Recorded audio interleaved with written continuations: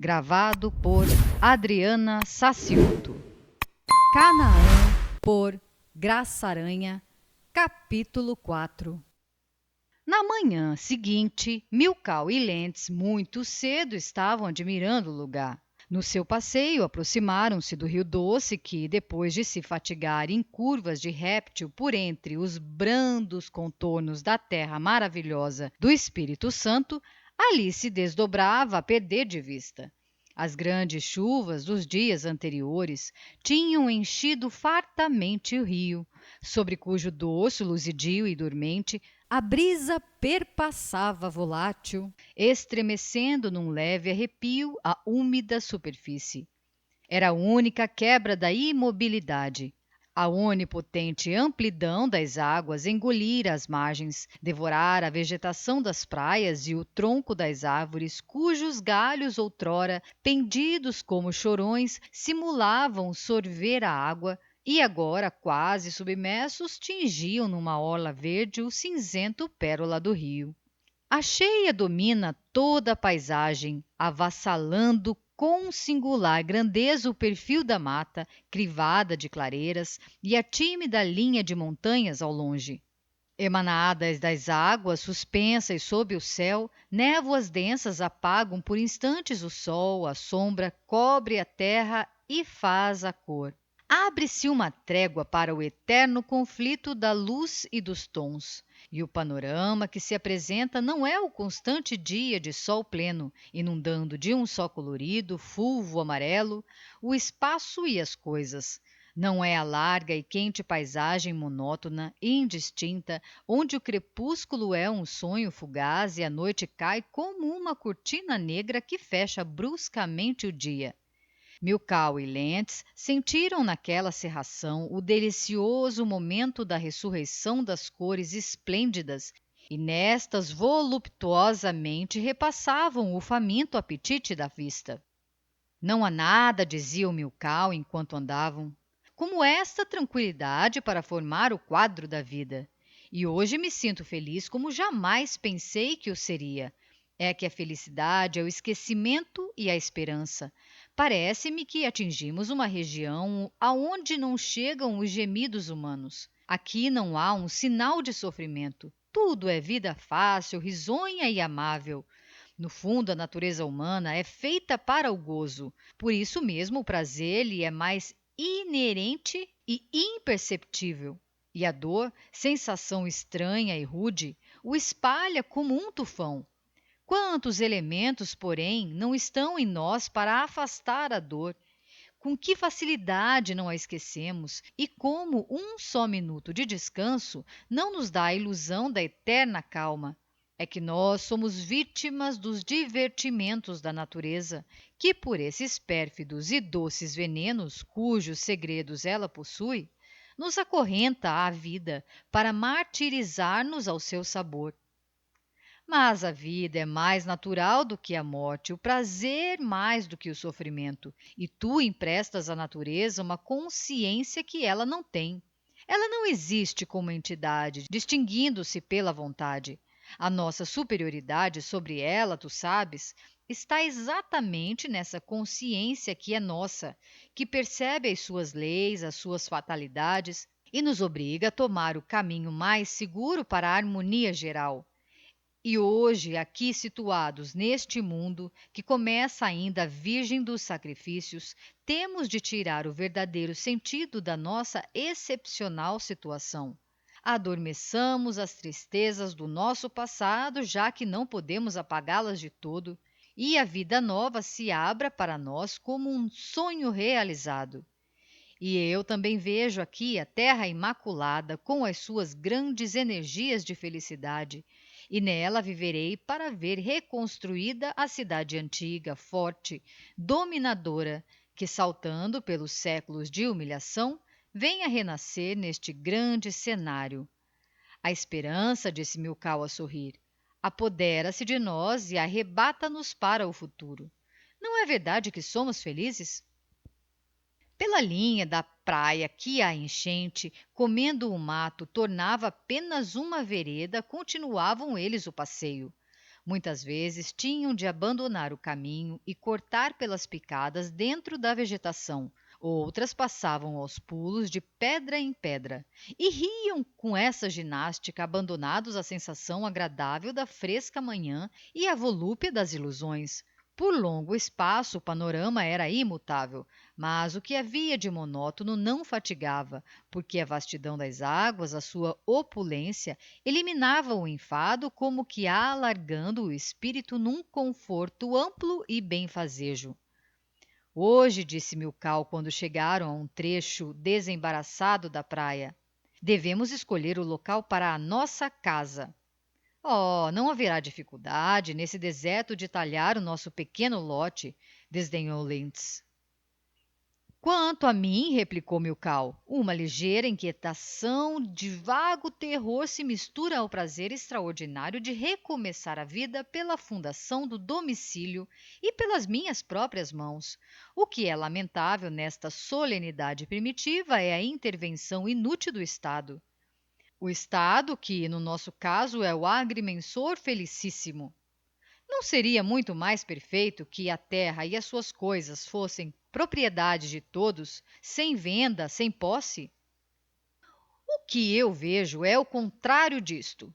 É antes a venalidade de tudo, a ambição, que chama a ambição e espraia o instinto da posse.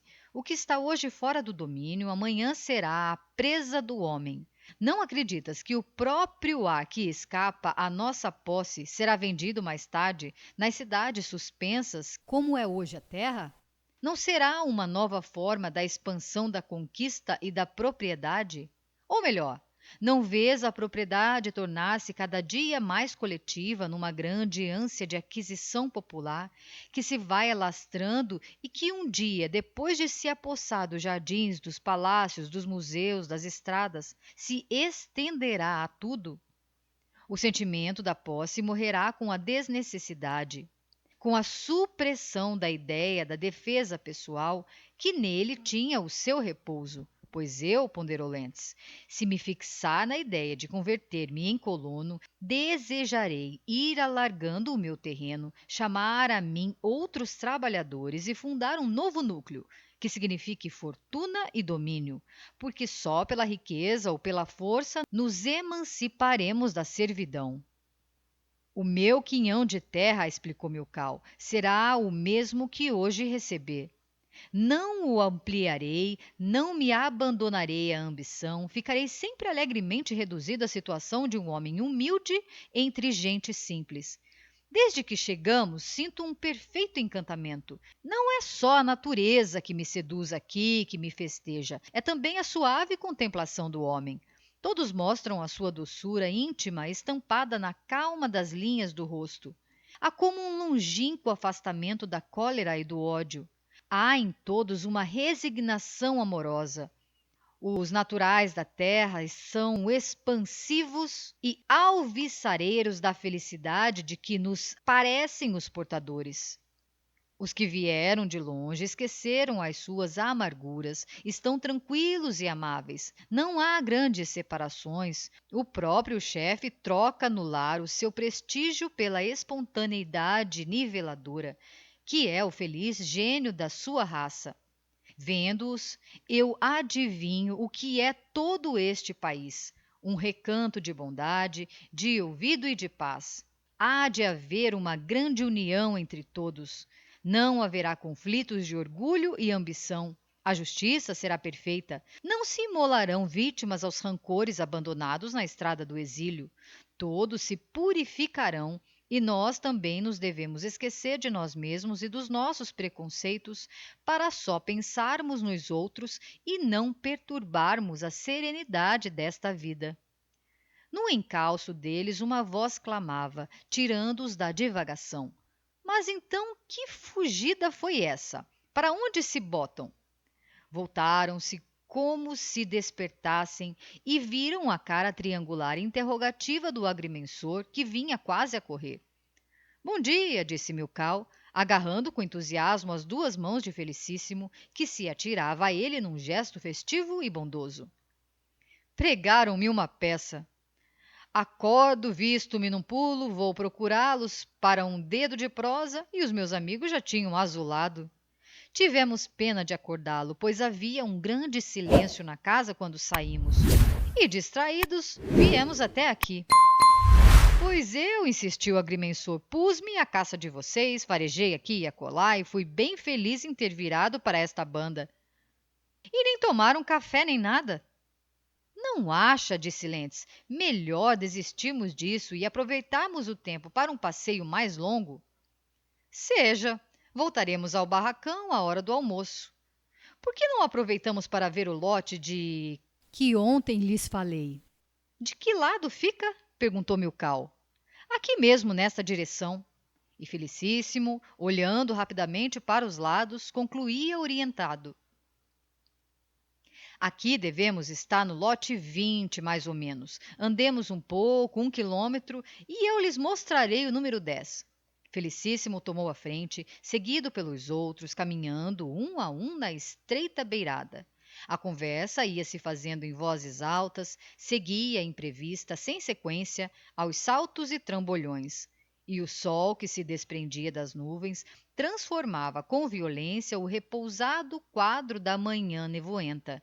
Inundado subitamente de amarelo, o rio chamejava em ouro, como se fosse toda a grande e incandescente massa do sol derretida correndo sobre a terra. Estão cansados? Gritou Felicíssimo. Que juízo faz de nós? Perguntou Lentz. É por causa do caminho, porque realmente tomamos pelo pior. Se tivéssemos vindo por cima, tudo ia bem. Oh, diabo! O agrimensor, num falso movimento, meteu o pé na água, saltando ligeiro para diante. Lentz, que o seguia, recomendou-lhe cautela. Algumas vezes tinham de se abaixar para se desviarem dos galhos e dos arbustos, outras era preciso aguentá-los com a mão. O agrimensor divertia-se em gritar para trás, de instante em instante: galho à direita, aguenta! Com a mão segurava o ramo e, quando via este sustido pelo companheiro, largava-o. Às vezes era precipitado e uma lambada forte e farfalhante batia no rosto ou no corpo do vizinho. Cuidado! Implorava o outro a sorrir. E assim foram até que, em frente a um atalho, Felicíssimo enveredou por este à direita e virou-se para os imigrantes, tomando um largo fôlego. Ai, que brincadeira! Nunca pensei que o rio estivesse tão cheio. Agora cortemos por aqui que vamos cair mesmo dentro do lote.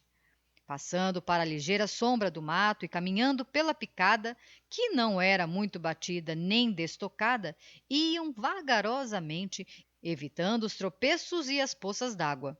Lentz, calado, suspirava bocejando. Tudo aqui será uma grande dificuldade, pensava ele. Não há estradas, não há a menor sombra de conforto, tudo é agreste e selvagem. Não é melhor que eu desista de fazer esta vida de colono e me enterre aqui num armazém de comércio onde o caminho já esteja aberto e tudo aparelhado pelos outros? Realmente, que loucura atirar-me nessa campanha contra a natureza inculta. Não é preferível toda e qualquer outra vida a esta? Não é? E os seus olhos descansaram em Milkau, que lhe sorria como um bem-aventurado. Que delicioso deserto, dizia-lhe este, a penetrarem mais e mais no mato espesso. É pena que a estrada não seja melhor para gozarmos desembaraçados este passeio, respondeu o outro quase tímido, receioso de deixar transparecer o seu desalento. Oh, descansa que havemos de abrir caminhos por tudo isto. Limparemos as estradas, prepararemos o terreno e, matando a solidão, levantaremos uma habitação risonha que nos recompense. Não é verdade? Aqui não falta em que trabalhar, cortou o agrimensor. Em geral, os colonos não querem fazer nada. Limitam-se à sua casa, ao seu terreno e esperam que o governo se mexa, que lhes dê estradas, pontes e tudo mais. E que não se faça. Lá vai uma queixa por intermédio do Roberto ou de qualquer outro figurão ao governador, sabe? A política se mete no meio e nós estamos a levar carões todos os dias. Imagino que o senhor deve ter muitos aborrecimentos, disse complacente Milkau. Não não faltam amofinações. Agora mesmo tenho um ofício do inspetor mandando o engenheiro informar a respeito de uma representação dos colonos sobre uma ponte que está com um madeiramento estragado. Creio mesmo que já caíram os paus. Nós pedimos verba e, como de costume, o inspetor não se importou com o que disse o pessoal. Os colonos, porém, que são matreiros, foram à Fonte Limpa e Roberto arranjou com eles um abaixo-assinado que mandou para Vitória. O governador se assanhou logo, com medo das eleições, mandou o papel ao inspetor, que por sua vez o mandou para cá, ao engenheiro, a fim de fazer o orçamento das obras. E isto leva ainda um ró de tempo. E a minha vingança é que, quando vier o dinheiro, será muito pouco, porque o tempo não descansa. O pau vai apodrecendo dia a dia e é preciso fazer a ponte de novo. Lá vem outra vez segundo barulho. E neste tempo, que recurso têm os moradores se a ponte cair? Perguntou inquieto Milkau. Ora, muito simples. Botam uma pinguela de lado a lado e vão vivendo. Sou um seu criado e estou meninando para o governo, inspetor e toda essa récua. A zanga do agrimensor era dessas que passam à medida que é espraiada num desabafo de linguagem. E, imediatamente depois, ele tinha esquecido tudo e voltava à sua jovialidade. Andaram mais um pouco pela picada e saíram perpendicularmente em um caminho mais largo e mais limpo. Está aqui o lote que lhes recomendo, disse Felicíssimo, andando mais uns passos pela nova estrada. Os outros olharam um matagal cinzento, com as árvores crescidas e todo tapado pela vegetação, que era forte e traduzia a fertilidade do solo. Não viam nada de lado a lado. A vereda fora aberta em plena mata e tudo era encerrado numa sombra infinita e cálida. Ficaram mudos e como ligeiramente apavorados pelo recolhimento das coisas e como se uma sensação de isolamento, de separação do mundo, os mortificasse por instantes. Felicíssimo, em cujo espírito tréfego e intempestivo o silêncio não tinha abrigo, impacientou-se por uma resposta, acrescentando: este lote é muito bom, vejam que terra! Cada pau de respeito! É preciso um pouco de trabalho, não nego. Depois do roçado, que não é nada, a dificuldade está na limpa. Vocês, porém, fazem um arranjo com a turma e eles acabam isto num abrir e fechar de olhos. Oh, há de ser um gosto! Aqui estamos bem, concordou Milkau, a quem uma onda de ilusão sacudia o torpor da instantânea cobardia. Estou por tudo, disse Lentz arrastado e dissimulando a divagação de outros pensamentos. E apoiou-se negligentemente a uma sucupira. O agrimensor olhou a árvore. Faz pena, disse compassivo, botar tudo isso abaixo. Eu, por mim, acudiu Milkau, levado pelo mesmo sentimento, preferiria um lote onde não fosse preciso esse sacrifício. Não há nenhum, respondeu Felicíssimo. O homem, notou Lentz a sorrir com um ar de triunfo, há de sempre destruir a vida para criar a vida. E depois, que alma tem esta árvore? E que tivesse, nós a eliminaríamos para nos expandirmos. E Milkau disse com a calma da resignação: compreendo bem que é ainda a nossa contingência essa necessidade de ferir a terra, de arrancar do seu seio pela força e pela violência a nossa alimentação. Mas virá o dia em que o homem, adaptando-se ao meio cósmico por uma extraordinária longevidade da espécie, receberá a força orgânica da sua própria e pacífica harmonia com o ambiente, como sucede com os vegetais, e então dispensará para subsistir o sacrifício dos animais e das plantas. Por ora nos conformaremos com este momento de transição. Sinto dolorosamente que, atacando a terra, ofendo a fonte da nossa própria vida e firo menos o que há de material nela do que o seu prestígio religioso e imortal na alma humana. Enquanto os outros assim discursavam, Felicíssimo, no seu amor ingênuo à natureza, mirava as velhas árvores e com a mão meiga festejava-lhes os troncos, como os últimos afagos dados às vítimas no momento do sacrifício. Dentro da mata penetrava o vento da manhã e nas folhas passava brandamente, levantando um murmúrio baixo, humilde, que se escapava de todas as árvores como as queixas surdas dos moribundos. Então, que decidem? Perguntou aos outros o agrimensor. Os imigrantes concordaram de bom grado em se estabelecer no terreno indicado. Fazem muito bem, porque esta situação é admirável para o café e, além disto, é muito cômoda aqui, à beira da estrada. E vê-se bem o rio? Indagou Lentz. Sem dúvida. É só desbastar o mato. Aí está a vista do estirão d'água. Será uma delícia uma casinha neste belo ponto, comentou Milkau numa irradiação de íntimo bem-estar. Hão de ver. E agora toquemos para o barracão. São horas do almoço. E hoje mesmo voltaremos com os homens para a medição. Puseram-se a caminho, alvoroçados com os vários sentimentos que os trabalhavam. Na estrada falavam alto, espantando os pássaros dormentes e sacudindo do voluptuoso letardo os calangos, que se escapuliam pelas folhas secas numa música de chocalho.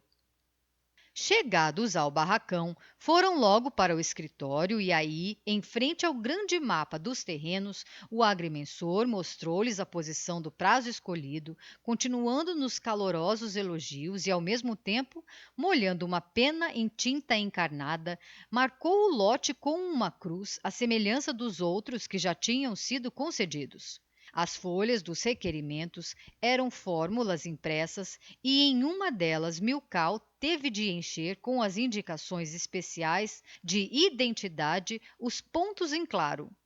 Isto feito, os dois companheiros entregaram a petição assinada, pagaram as custas da medição e da planta, e foi esta a única formalidade para a entrega do prazo, pois, graças à condescendência do chefe, Felicíssimo punha e dispunha das terras a distribuir. E eis como, pensava Milkau, toda a complicada engrenagem do Estado, com as suas repartições custosas, os seus inúmeros funcionários, afinal se concentra nas mãos reduzidas de um humilde agrimensor que de fato é o senhor absoluto desses bens públicos. Vamos à boia que já vai ficando tarde e vocês devem estar dando horas, pois ainda não puseram nada no alforge, disse Felicíssimo passando a mão espreguiçada no ombro de Lentz. Este furtou instintivamente o corpo, como para não ser esmagado pelo gesto da intimidade. Os trabalhadores já rodeavam a mesa, preparada pobremente para o almoço, quando os outros entraram na sala. A refeição, a princípio, correu ruidosa. Todos estavam expansivos pela fome e pelo começo da familiaridade. Para o fim, Felicíssimo passou a entristecer. Uma súbita preocupação se apossou dele e, por mais que lutasse para disfarçar, não pôde resistir e caiu numa cisma profunda. Isto espalhava na mesa uma leve melancolia que refreava a expansão. Mal acabou o almoço, os homens da turma, habituados a essa aflição íntima do agrimensor e que era o prenúncio das medições dos lotes, retiraram-se do barracão, donde o semblante do chefe, carregado de sombras, os expelia mais depressa. No terreiro cercaram um barril d'água, em que mergulharam as mãos, esfregando depois as caras com estrépito, bufando. O bocal do barril era pequeno para tanta gente, e os homens, rindo, disputavam entre si a precedência. Uma alegre algazarra se formou. Cada qual esmurrava o companheiro, arrastava-o no meio de amáveis insultos, rindo sem saber de quê, mas alvar e gostosamente. Vamos, aviem-se, gritou Felicíssimo, e a voz de comando, a alma obediente dos homens serenou e todos em ordem terminaram a ablução. Depois armaram-se com os instrumentos e ferramentas e puseram-se em marcha na frente. Felicíssimo, com os novos colonos, ia atrás. Por vezes, no caminho, Milkau cortesmente procurou conversar com o agrimensor que, soturno, se metia consigo, mal respondendo às perguntas. Então seguiam em silêncio, ruminando os seus pensamentos, abrasados pelo calor do sol, que mesmo no mato coberto era abafadiço. Houve um momento, depois de andarem bastante, em que Felicíssimo deu voz de alta. Todos pararam mecanicamente. É aqui que temos de abrir o rumo. Os trabalhadores começaram a desatrelar os instrumentos e os seus apetrechos acessórios. O agrimensor acompanhava-os com uma compenetração religiosa e foi com certa sofreguidão que viu abrir-se uma caixa e dela se retirar um instrumento que recebeu em suas mãos com febril ansiedade. Pediu a tripeça, que um homem lhe apresentou rápido, e sobre aquela passou o agrimensor a atarrachar um instrumento. Havia uma calma grave em todos, e o moço cearense entregava-se à sua tarefa com extrema atenção. Depois de algum tempo, tomou posição com o seu aparelho e ordenou a 3 trabalhadores que seguissem pela frente da estrada com as balizas pintadas em zonas brancas e encarnadas. E virando-se para Milkau e Lentz, disse com solenidade: não sei se os senhores conhecem. Isto é o teodolito. Estupenda invenção. Dispensa grande trabalho para levantar as plantas. Hoje fazemos medições enquanto o diabo esfrega um olho. Porque, como sabem, é a combinação do nível e da altura. Toma-se um ângulo horizontal e um ângulo vertical ao mesmo tempo. Grande invento! Sem ele, não sei como me arranjaria. Os novos colonos conheceram pasmos um novo Felicíssimo e não sorriram. O agrimensor calou-se ainda mais solene e entregou-se todo ao instrumento. Mirava na objetiva, abaixava-se, erguia-se para espiar por cima, voltava a retificar as lentes, torcendo-as ora de mais, ora de menos, sempre com insucesso.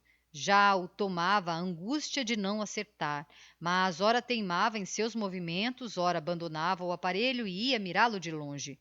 Voltava ao instrumento, tornava a ajeitá-lo, espiava outra vez e sempre o mesmo resultado negativo. Em roda faziam um tímido silêncio os trabalhadores, que conheciam esse momento terrível do Teodolito. E só neles Felicíssimo se transformava, a ponto de insultar e espancar os seus homens. Cada um o temia e, instintivamente, se ia afastando do aparelho perturbador com medo de algum desabafo. E a aflição do agrimensor naquele dia redobrava à vista de Milkau e Lentz, para quem ele preparava a cena da sabedoria. O sol esquentava, no chão os pés queimavam, um suor frio e extenuante alagava o agrimensor. O tempo ia correndo, sem resolver-se a medição, e para Felicíssimo, atado em sua angústia, parecia interminável. Ah, disse aos hóspedes, ele tem hoje o diabo no corpo. Não consigo ver nada. Com certeza foi quebrado por algum desses miseráveis. E olhava raivoso o grupo dos trabalhadores, que agradeciam com os olhos a presença dos novos, evitando maiores consequências da cólera do chefe. Neste tempo, os homens das balizas estavam fatigados e começavam negligentes a oscilar os marcos. Felicíssimo arremessou-se ao primeiro. Oh, seu ordinário, eu logo vi que era você que não me deixava pôr em ordem o Teodolito, afastando o pau da linha. O homem desculpou-se, dizendo que arreara o maco quando o chefe já não estava no aparelho. Felicíssimo ficou colérico, mas a ânsia e a vergonha do insucesso não davam forças à sua ira. Ao contrário, enfraqueciam-no, tornavam-no gago, murcho. Voltou ao instrumento e agora definhava no desespero de conseguir qualquer observação. Uma grande tristeza apoderou-se dele. Milkau, com pena, disse-lhe: é melhor deixarmos isto para amanhã. Hoje está muito quente. Almoçamos bem, tínhamos andado antes, o senhor está fatigado. Deixe para amanhã com a fresca. E depois, quem sabe, o Teodolito pode estar quebrado. E em casa, mais à vontade, o desarma para ver. Sim, é melhor.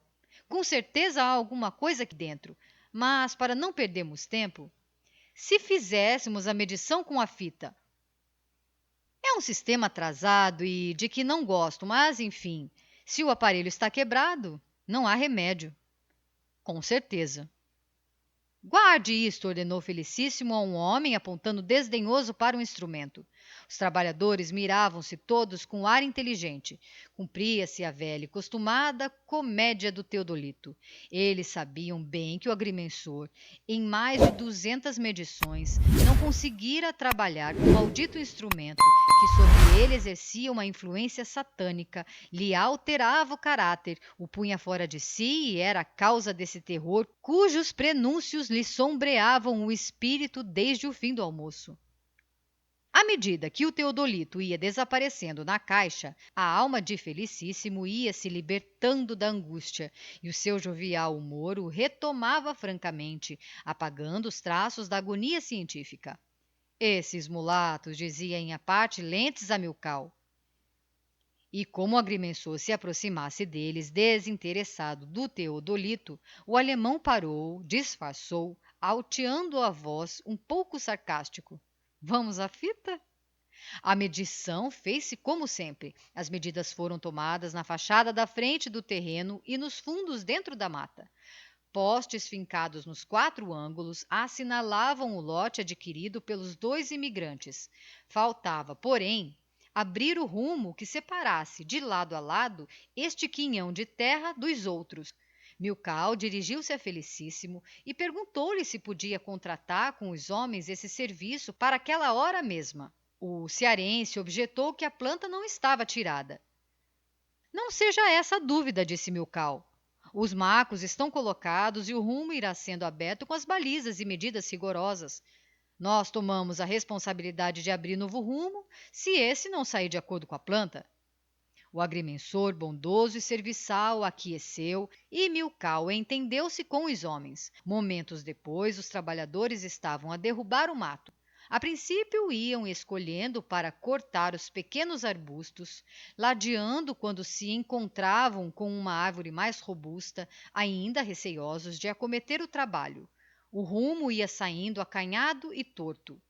Mas quando miraram o serviço feito, os homens como que despertaram da sua instintiva preguiça e, estimulados à vista dos estranhos, atiraram-se duramente à derrubada. O machado cantava com energia no âmago dos troncos e derrubadores em grupo combatiam ao mesmo tempo uma pobre árvore. Havia uma raiva, uma fúria histérica de destruição e em pouco tempo estavam completamente alheios a tudo e entregues à sua vertigem malvada.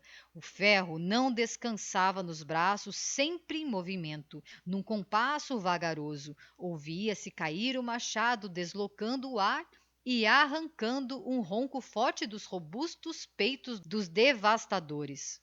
Quando estes encontraram um pau mais duro, redobravam de ardor.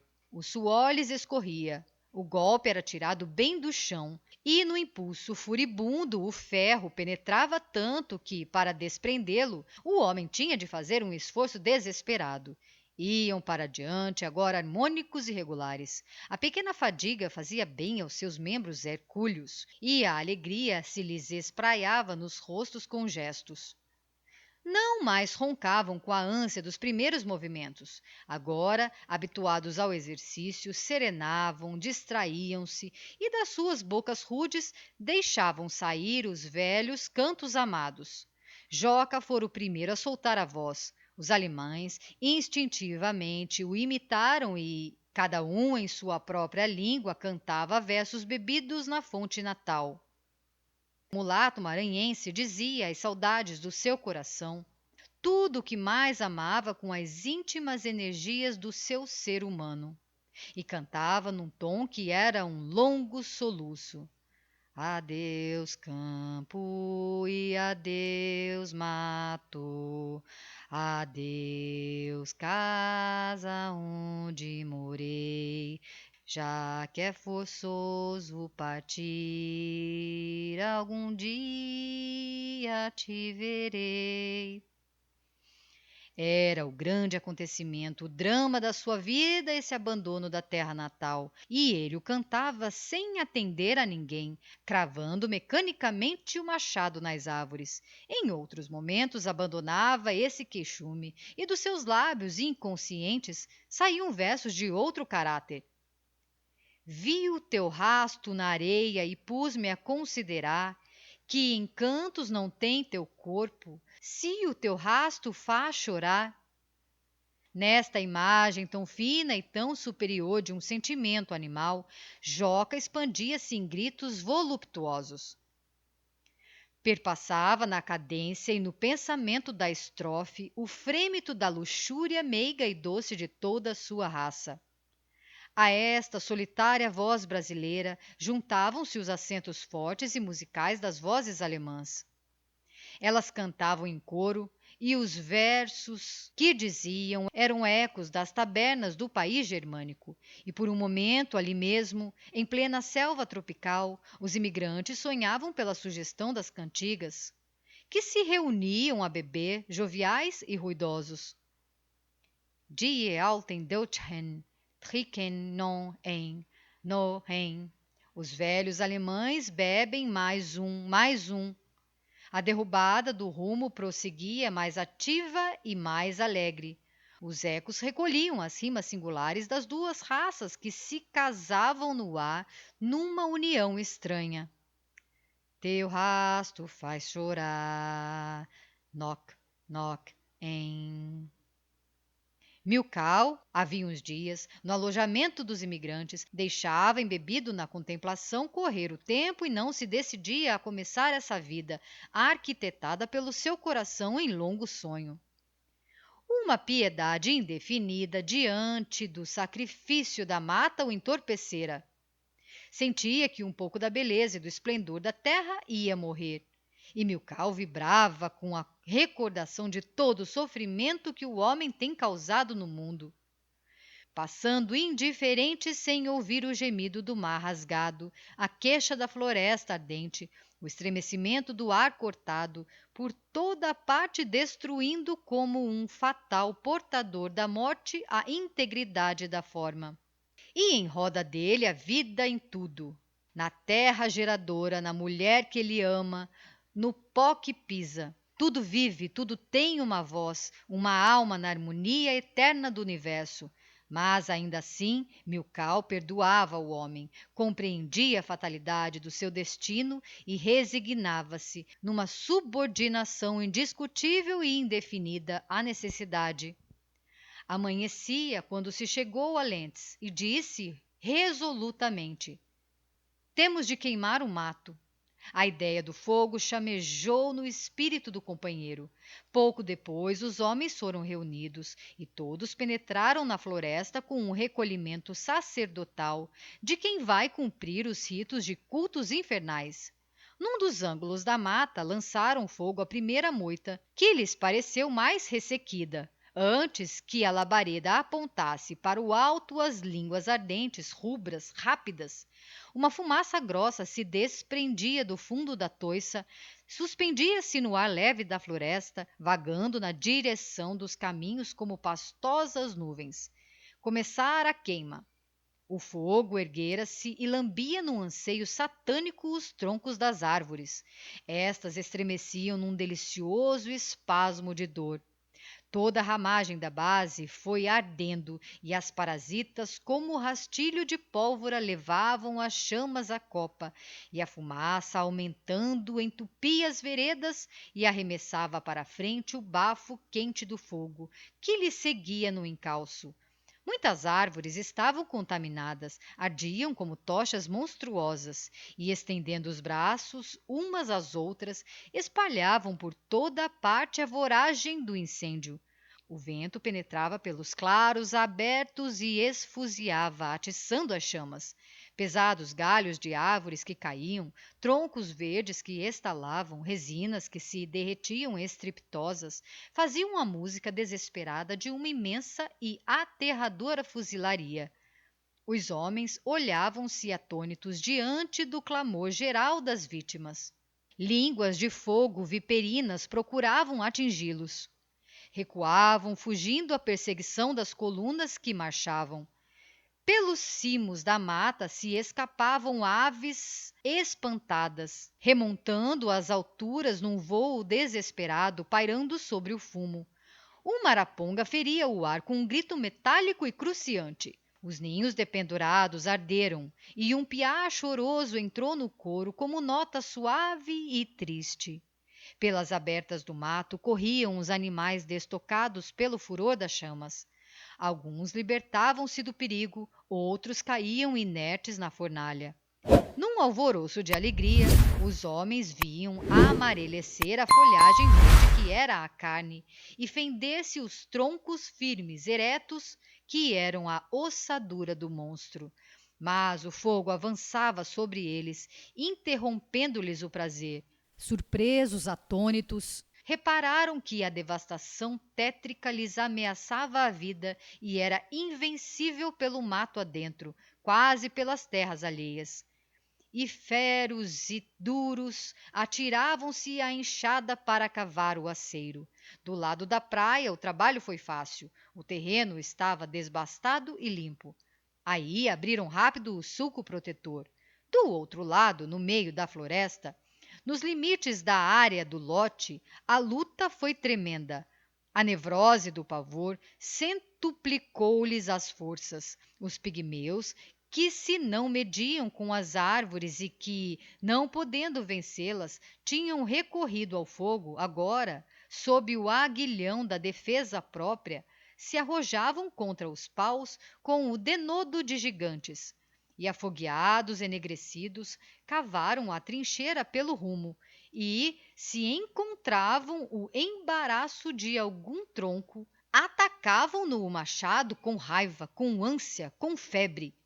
O aceiro foi sendo aberto até que o fogo se aproximou. A coluna, como um ser animado, avançava solene, sôfrega por saciar o apetite.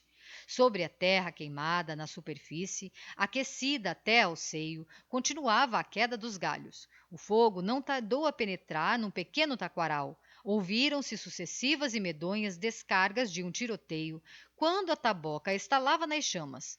O fumo crescia e subia ao ar rubro, incendiado. Os estampidos redobravam.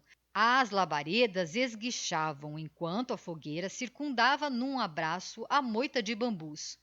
A 100 metros de separação, os colonos cavavam sempre, farto de devorar a carne dura do bambual. O fogo desafogou-se, e célere e lépido, foi veredeando por um atalho, sorvendo os arbustos que se erguiam à margem até chegar ao aceiro. Já os homens, num esforço imenso, se tinham adiantado. As chamas abeiraram-se da vala e, diante do espaço aberto e intransitável, detiveram-se e espalharam-se para a direita e para a esquerda, continuando a sua obra. Os colonos e trabalhadores semimortos voltavam à casa logo que se reconheceram senhores do perigo, invencíveis sacrificadores da terra. À noite, da varanda do barracão, quando as estrelas em ritmo moroso parecia caminharem no céu, Milkau chamava na sua imaginação a vinda dos tempos sem violência, e os outros miravam numa diabólica satisfação a mata esbraseada se estorcer nas agonias do incêndio. Fim do capítulo 4. Gravado por Adriana Sacioto.